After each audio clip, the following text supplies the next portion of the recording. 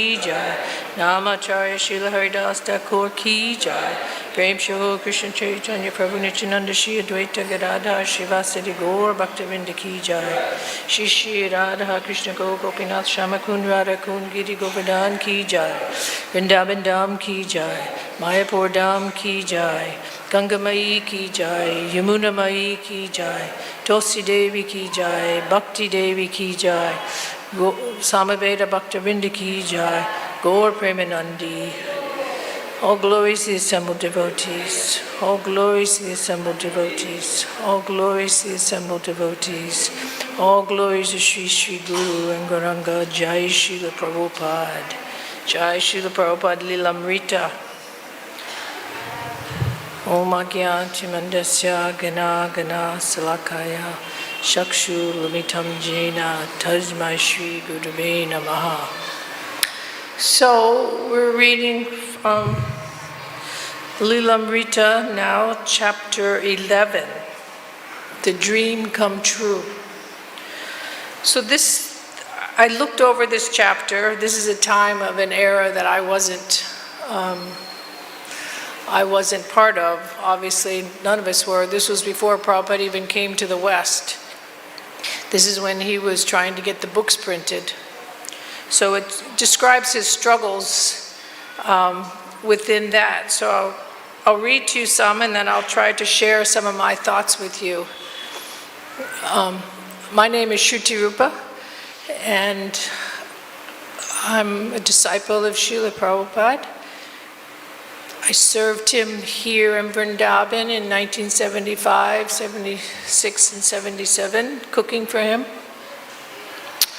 I was not a real book distributor. I always had a desire to be near Prabhupada and to serve him.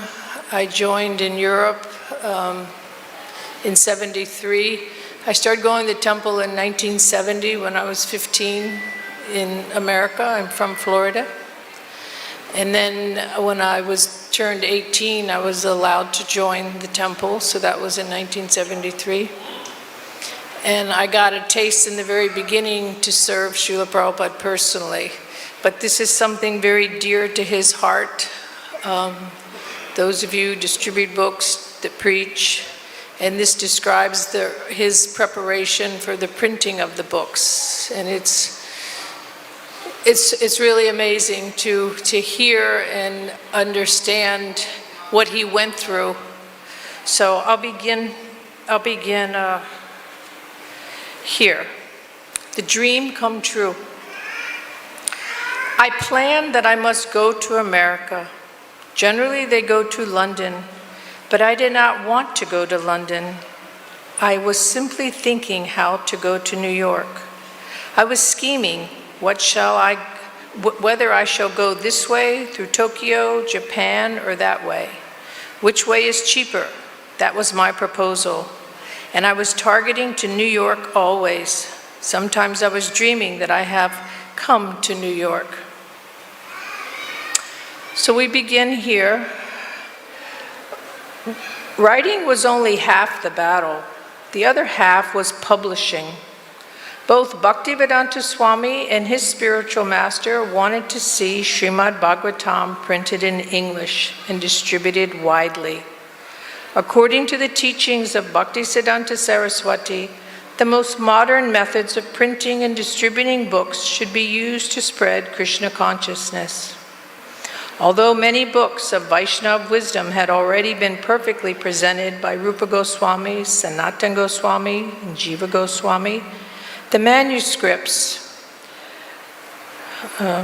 forgive me, I lost my place. The manuscripts now sat, deteriorating in the Radha Damodar temple and other locations, and even the Gaudiya Math's printings of the Goswami's works were not being widely distributed. One of Bhaktivedanta Swami's godbrothers asked him why he was spending so much time and effort trying to make a new commentary on the Bhagavatam, since so many great acharyas had already commented upon it. But in Bhaktivedanta Swami's mind, there was no question. His spiritual master had given him an order. his spiritual master had told him to preach to the English-speaking.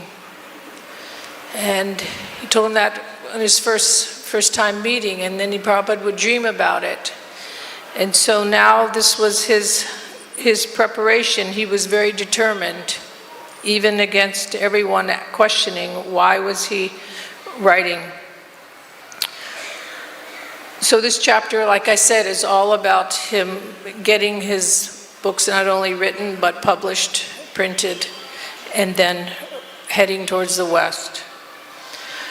Commercial publishers, however, were not interested in the 60-volume Bhagavatam series, and Bhaktivedanta Swami was not interested in anything less than a 60-volume parampara presentation of verses, synonyms, and purports based on the commentaries of the previous acharyas. But to publish such books, he would have to raise private donations and publish at his own expense. Radha Damodar Temple may have been the best place for writing Srimad Bhagavatam, but not for printing and publishing it. For that, he would go to Delhi. So this is where the struggle would begin. Prabhupada had no place in Delhi. He was living in Vrindavan. Vrindavan in the 60s was, small little lanes, dusty roads, really only a bullock cart, a horse-drawn carriage, and maybe a pedal rickshaw. Electricity didn't even come to Vrindavan until the 1960s. Prabhupada would write by an oil lamp. And as we see in his diaries, he had no money, he had very little, and then, so then to get it printed, he would have to go to Delhi.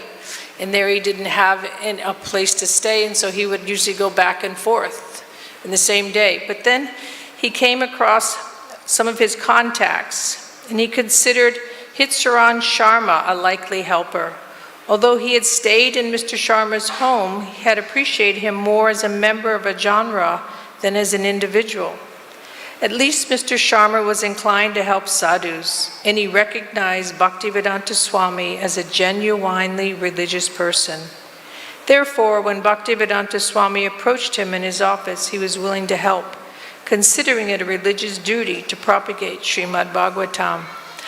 I don't know what it's like now in India, but even then, at my age, the culture was very much respected to sadhus and swamis, and so they would feel it a religious duty.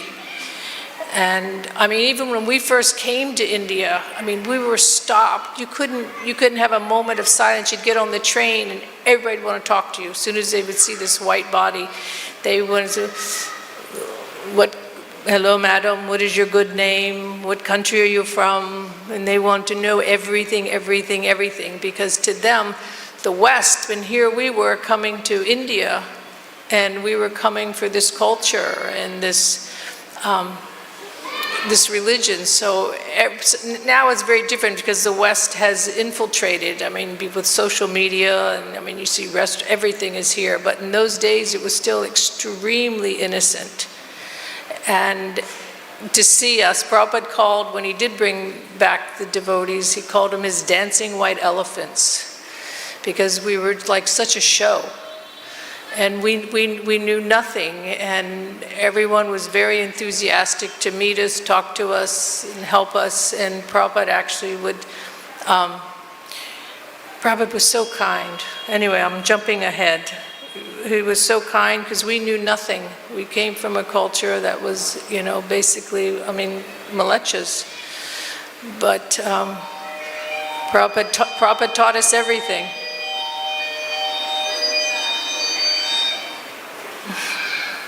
So at any rate, Prabhupada had contacted this one gentleman, Mr. Sharma, and this Mr. Sharma was a secretary of a well-known philanthropist and who also did printing.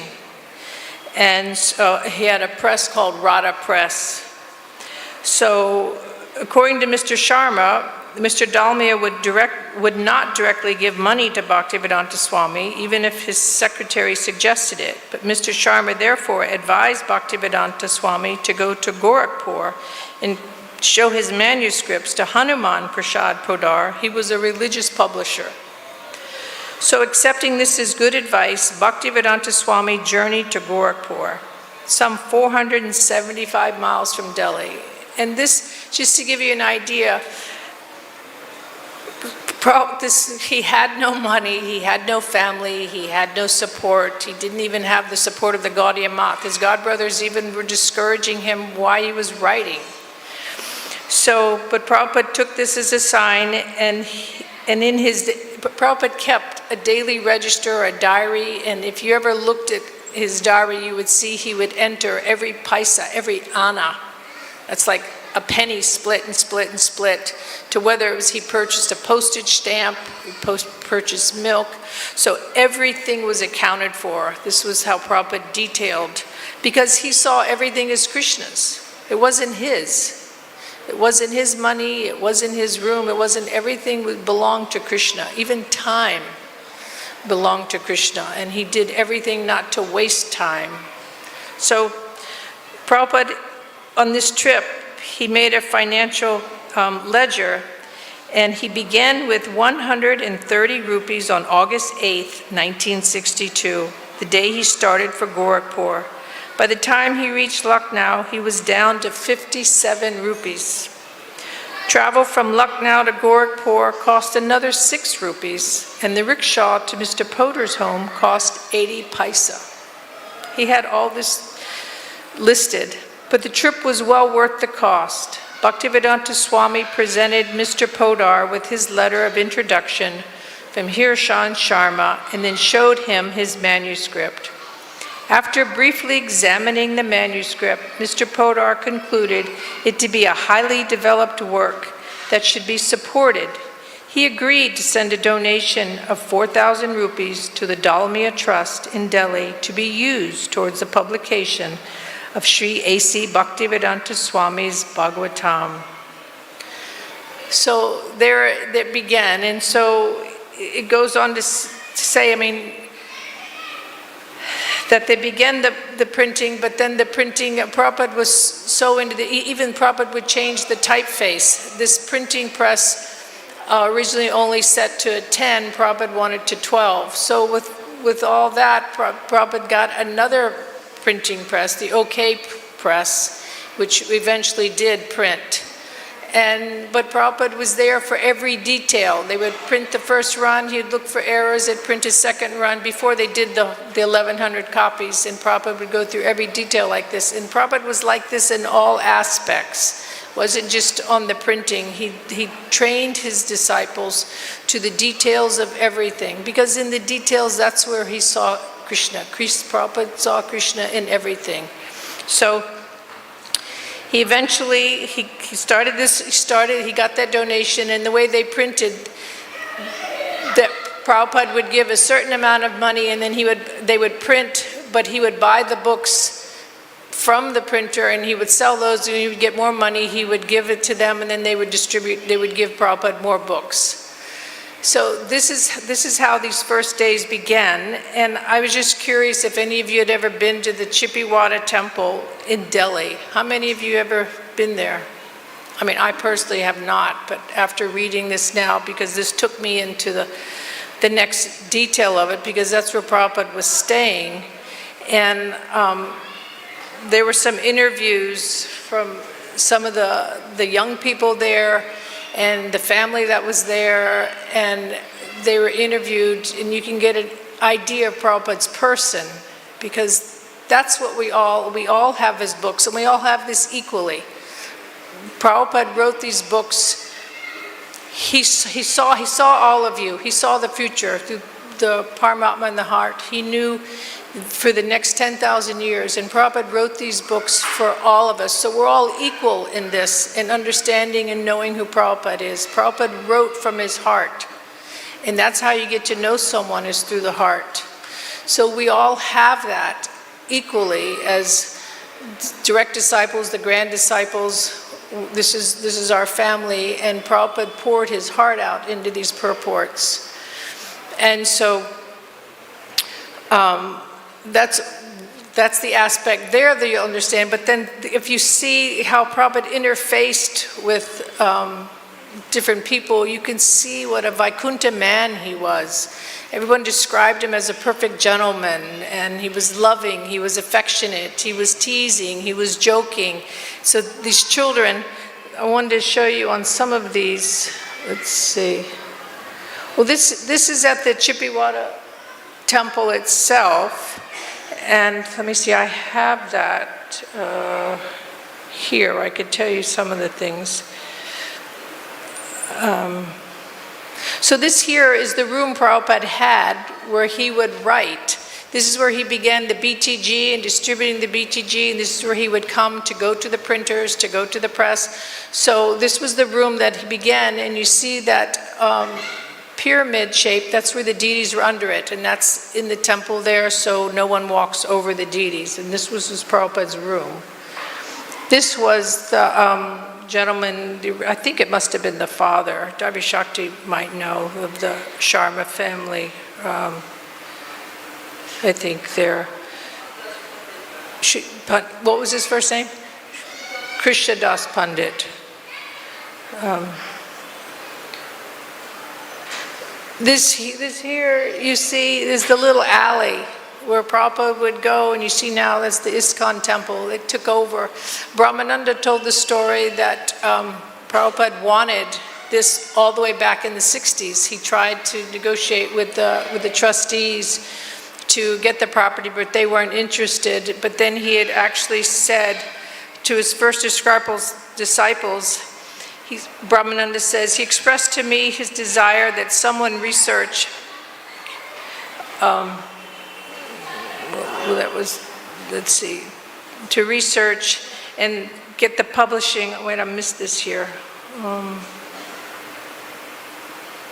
Okay, so I had that, but he was saying that he wanted to get it. So it took about 40 years actually for the devotees to finally get it and acquire it. It was going dilapidated. And so Gopal Krishna Maharaj actually and two other devotees, they pursued it and they finally got it and they renovated. I think it was finally opened in 2019. And if you go down this lane, you will be able to go there. These are two of the Sharma sisters. They were small when Prabhupada was there, and they were interviewed and they would tell stories. Prabhupada had a nickname for each one of them. And let me see where I have it here. One's name is Usha, and she said his door was always open. He used to sit on his mat and just keep typing. He used to give me sweets, and he called me Gaudiya, little doll. So he was like that. He had a nickname for each one of them, and he would, even in Vrindavan, the children of the Radha Damodar temple, they said when they were small, the Prabhupada, they would always come there when he'd be sitting there on his veranda, and he would give them sweets or fruits, and he also had names for them, pet names. Prabhupada was very personable, very loving, very affectionate, and he often displayed that with the children. And so they go on to say here, during his stay at the Radha Vallabha temple, Srila Prabhupada would often prepare khichdi for himself, and he would always feed others. That was another aspect of Prabhupada's personality. You never came in his presence without getting some prasadam, even if it was just some cut up apples or cut up oranges. But here in the later days, here when Krishna Brahma was established, he always had a jar of sweets in his room, and anyone who came, he would give them right from his hand or ask one of the devotees or his servants to distribute. So nobody would really leave without getting some prasad. So they told stories of how they would, reminisce, how they would cut up the vegetables, and Prabhupada would serve out the prasadam, even fruits and nuts. They were very attached to him. And there was another one called Choti Lal. He was a teenager, and he would bring milk for Prabhupada out of love for him. And Prabhupada would greet Choti Lal with Hari, Hari, and teach him kirtan, but Choti Lal didn't understand much of what Prabhupada said. Prabhupada spoke English, and he was also spoke Bengali, and so he was called the Bengali Baba. And it was described that most of the residents in that area were businessmen, and they actually weren't very educated, and Prabhupada is described as very polished and very well spoken. So Prabhupada stood out no matter where he was. Prabhupada was purely a Vaikuntha man. This was the narrow, is this the narrow, where the ladies would slip, where the young girls would slip through? What is this area here, Devi Shakti, do you know? There was a little door between the buildings, and they would bring Prabhupada's milk, I think, through there. Yeah. This was one of the sisters also. And this room here, what was this? This is where Prabhupada would buy his grain. Where he would what? Buy his grain. Oh, buy the grains, yeah, that was the father, and yes.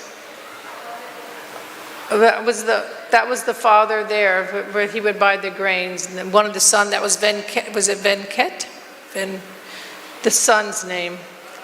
And then there was this jalebi wala there in Chandi Chowk. And even in my time, when Prabhupada would be in Delhi, he would send someone over to this, at night he'd say he wanted some hot jalebis. Prabhupada loved hot jalebis. There was also a place in Calcutta near the Howrah station that he would send the devotees to go get. So this is a very famous jalebi wala that Prabhupada liked very much. And this is just giving you an idea of the area. So this is, yeah, that was the sun there.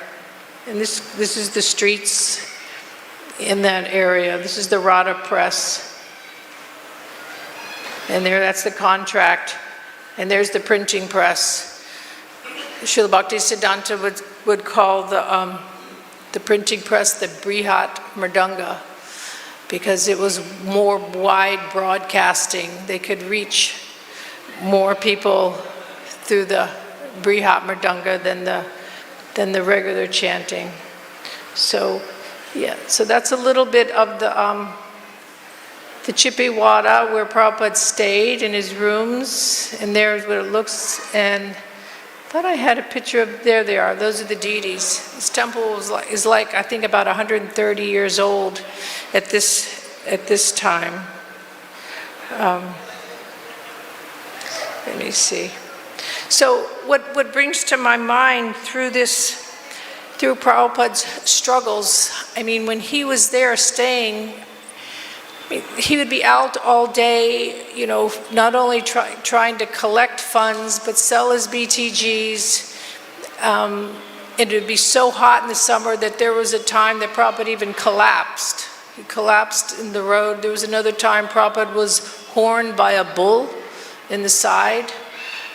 What he went through, what he went through to print these, I mean, it's almost impossible what he did, and the discouragement. But Prabhupada was never discouraged. Why?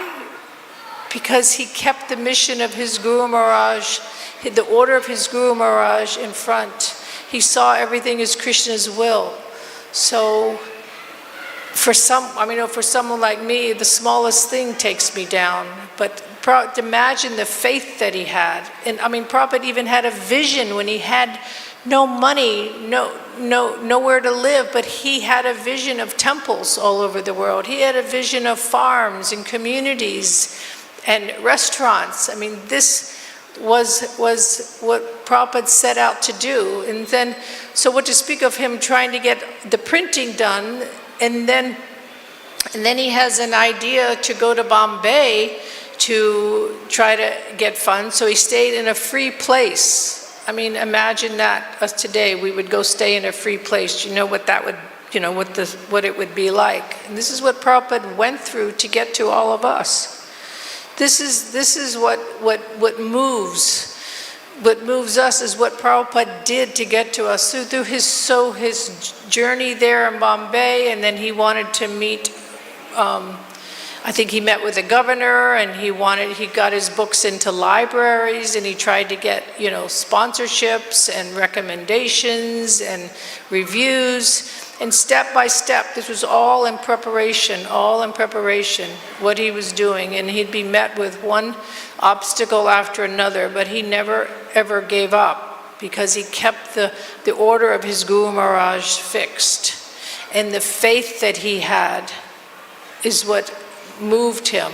And so this is what we want to take away, to get to that place where we serve the order of our Guru Maharaj and have that faith that Krishna will take care. This was Prabhupada's example. And so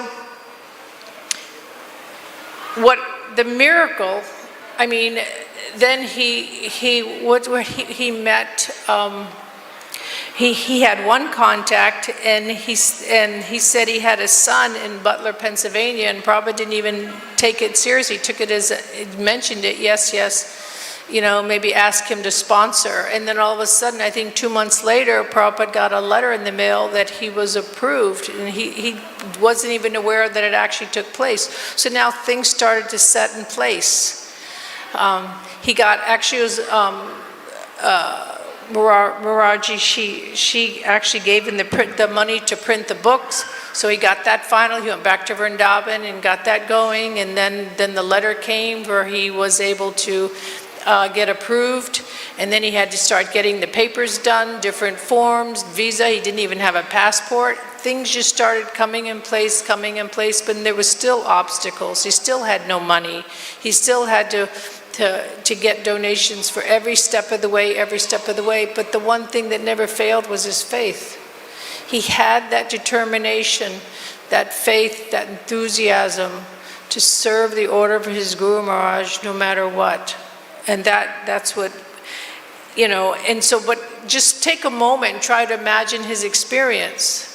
And what, compared to what we go through on a daily basis, and how I struggle, I know, with my mind, just, on the daily basics. But Prabhupada had taken on the whole world. He was going to conquer the whole world. And where would we be today if he didn't have that faith and that determination against all odds? It was such a struggle. He was alone, but he never felt alone. And so it was his incredible dedication and his faith in the holy name, his faith in the words of his spiritual master. And you saw his prayers on the Jaladuta when he finally got to the Jaladuta, and his prayers, his poem about make me dance. I mean, the heart attacks he had, believe me, it could have been easy. You think Krishna couldn't have just paved the path and brought Prabhupada the money? You think he wasn't capable of that? And he, just making everybody come. But this is our lesson also, to show us, to teach us the determination and where to dig and where to find that faith and never give up. Prabhupada was showing us by example. His life was an example for us to not give up and to pursue and to take the order of our spiritual master to heart. And then our lives will be successful. I mean, if everything was easy, where would we be if everything was so easy? Because that tests our faith. And to see Prabhupada struggle like that. When I read the stories in the Lilamrita and how Prabhupada struggled in New York, I mean, I cry. I mean, when he landed there, not only in Butler, Pennsylvania, he arrived for people he'd never met, he didn't know. He talked about, sharing his few vegetables and fruits on the same shelf as the meat for the cat. He had to share that. He gets to New York, and he arrives with, only 40 rupees and these cases of books. I mean, what kind of faith is that? What kind of determination is that? But to speak of what he had to go through to print and to get there. I mean, what he did for us. I mean, we feel an obligation to our parents, because our parents, we see they sacrificed, they didn't get certain things because they want their children to have more. Look on a different scale what Prabhupada did for us. what he went through, what he sacrificed. He could have stayed in Vrindavan here and had his personal bhajan.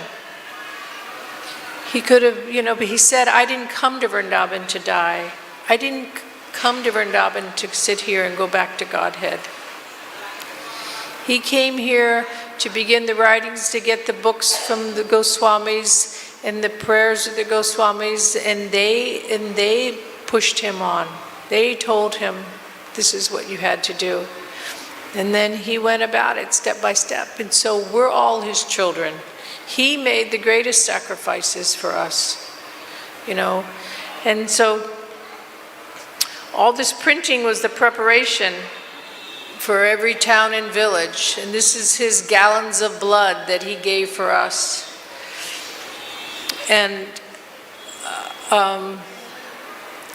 I can say that I saw him personally, knew a part of his person personally.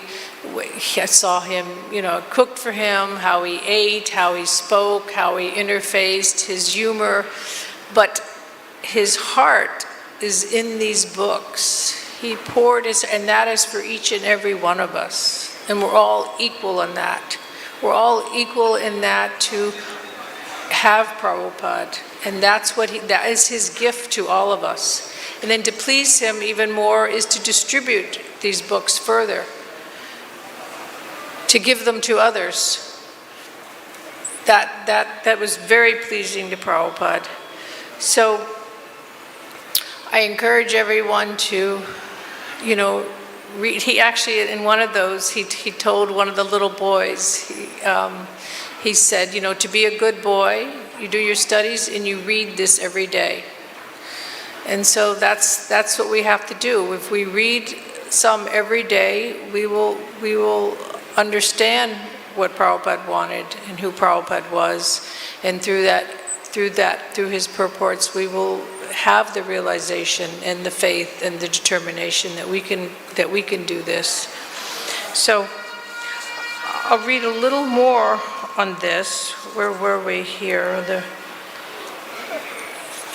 It continues about his struggles,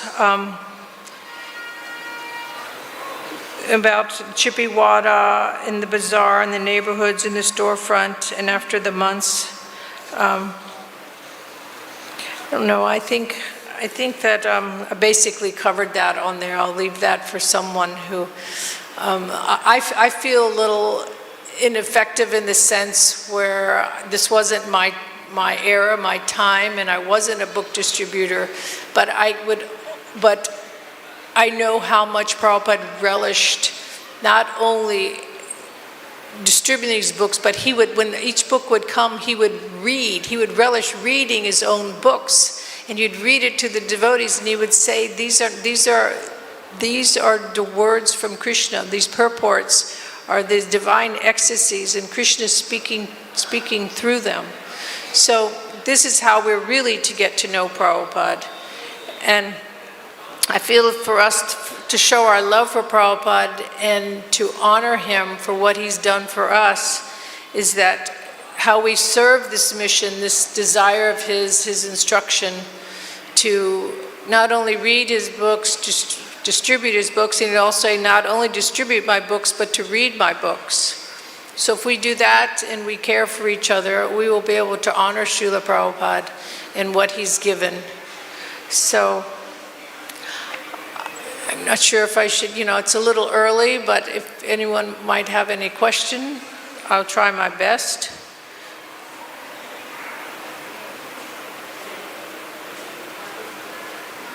Devi Shakti Prabhu.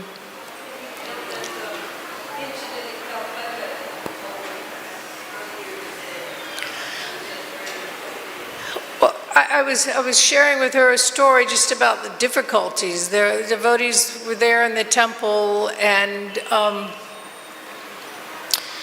there was some dissension going on, and one devotee had disappeared, and nobody could find her, and Prabhupada was sending everybody out to look for her, and she went hours and hours, and finally she was found and brought back, and so all the devotees were sitting in a group like in an ISKCON. Do we even have those anymore? Where we would sit and discuss, and so Prabhupada was asking everyone what was the problem, because nobody was getting along, everybody was fighting.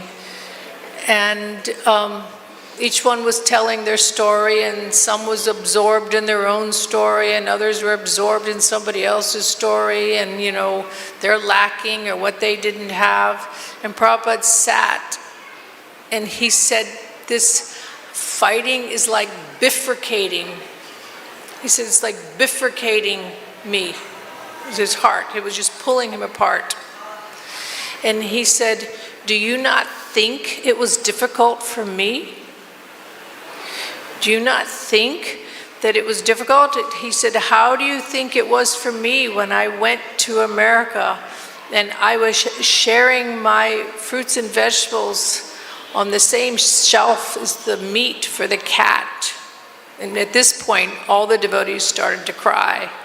And the tears, because they saw how they were lost in their own story and their own mind and their own objectives and had lost focus. But Prabhupada said this fighting is like bifurcating me. And he wanted us to care for each other, and he wanted us to show our love for him by cooperating. And so when we think life is difficult, think about how difficult it really was for Prabhupada and what his goal was, what his mission was. It was for all of us here to be gathering today. We have this Krishna Balaram Mandir. We have the most beautiful temple in the world, the most beautiful deities. We have the most... when one time when someone was going to leave, he said, why would you leave? He said, we have the most wonderful philosophy. We have the most wonderful food. We have, this dancing and chanting. He said, why would you ever want to leave? So it's always good to keep in perspective. We get caught up in our own story, our mind, our little world. But if we learn to see the bigger picture, how Prabhupada saw the environment that Krishna was in everything. So he's in each of one of us, and he's in each endeavor that we begin, and we're here to do this, to serve Srila Prabhupada. And if we keep that in mind, then as Prabhupada says, our life will be successful. So, any other question? It's read my books, read my books. That's how we will know Prabhupada.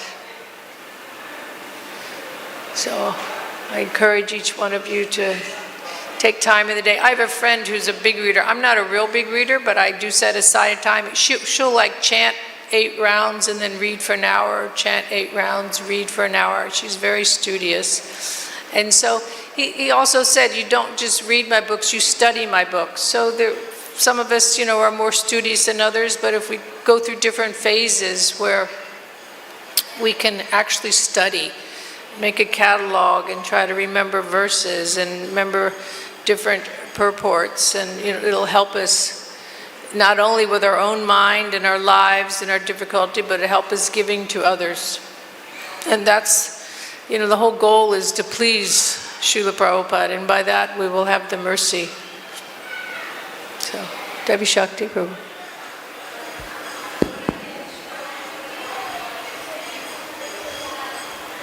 Hare Krishna. What are the instructions Prabhupada gave you that keeps you determined and keeps your faith strong to remain in Krishna consciousness all these years? The personal instruction, or just what made me become? The personal instructions.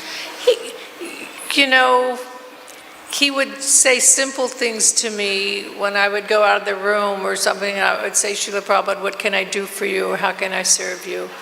He would say, John Hare Krishna, and be happy. Another time he said, be blessed. Another time he said, be faithful. He would just give me usually one word. Another time, actually, we were in Bhubaneswar, and I was giving him his medicine. And it was one of my most favorite moments in time. It felt like time expanded to eternity, and it was a simple thing of, I had a little katori of about 4 pills, and I boiled a tea down, Ayurvedic tea, to like a black tar. And I came in, kneeled at his desk, and he had me put everything down. I poured him a cup of water. He asked me to put out my hand, and he emptied the pills into my hand. And if you study Prabhupada's movements, if you look at him, I mean, every movement, every gesture, every expression is like a mudra. And Prabhupada would speak. So when I had my hand with the pills, he would take his hand, and he took his fingers, and he would slowly, one at a time, pull one pill from the palm of my hand, and he would like go across it with this one. And this to me felt like time stood still. So he took one pill, put it in his mouth, I would hand him the cup of water, and we did like this. It was almost like this dance that lasted.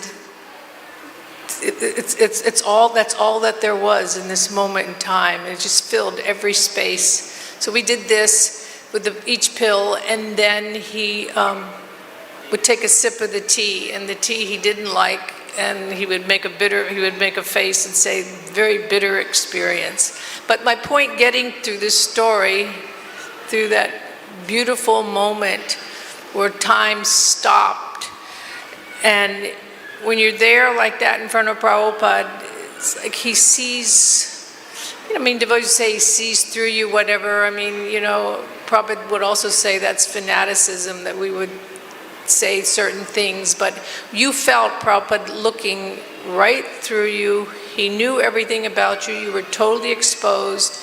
And he looked at me and he said, "You have learned very nicely." And I don't know why, the first thing came to my mind was, Srila Prabhupada, I feel like whatever I know, even if you haven't told me personally, is coming from you. Everything I know is... And the surprising thing for me in that moment, he didn't pause, he didn't stop and think about it. He immediately just went, yes. He said, that is because of your sincerity. So that has always stayed with me, that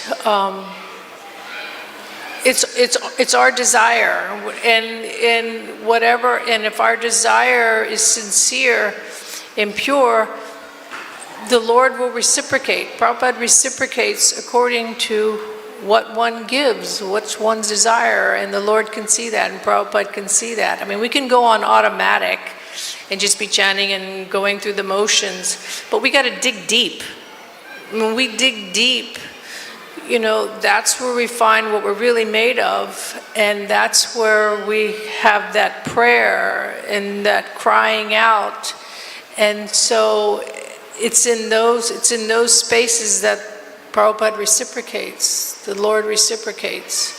And so that's what holds me. What holds me and keeps me are those few moments in time where I was able to get the glimpse of His mercy and of His greatness, that however how small it was, even if you get something through a purport, or you get something through a story, or if you hear something through me, because they're not just my stories, these are not just meant for me and this is what happened to me. Whatever Prabhupada gave, it was meant to give out to everyone, because we're all, like I said, equal in this with Prabhupada. And so whatever it was in that story is enough to hold me, and I hope that anything that I can offer you that will help you in your reflection, because it's the same. It's the same for you as it was for me. Prabhupada's speaking not only to me, but he's speaking to you. So it's through your sincerity that it's a descending process, that it will be revealed. So we have to be sincere in our prayer and our attempt to walk this spiritual life and cry out to the name, cry out to Prabhupada, cry out to our Guru Maharaj. and He will give us the intelligence and the strength to keep moving forward. Thank you. Hare Krishna.